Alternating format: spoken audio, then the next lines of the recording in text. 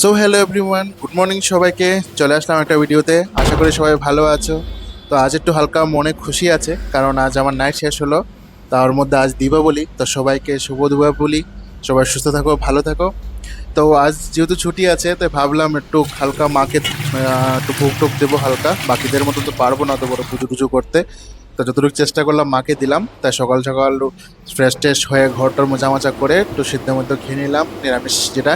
খেয়ে এবার মাকে তুললাম, বা হালকা পাতলা যেটা ভোগ দিলাম মাকে।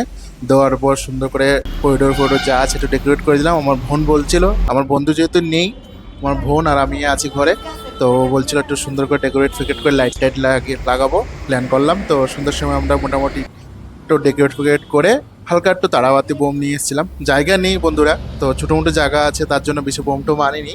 তো আমি আমার বোন মিলেই এবার দিওয়ালি সেলিব্রেট করছি এবার। তো দেখুন, সবাই তো সবার বাড়িতেই যার যার মতন দিওয়ালি সেলিব্রেট করে।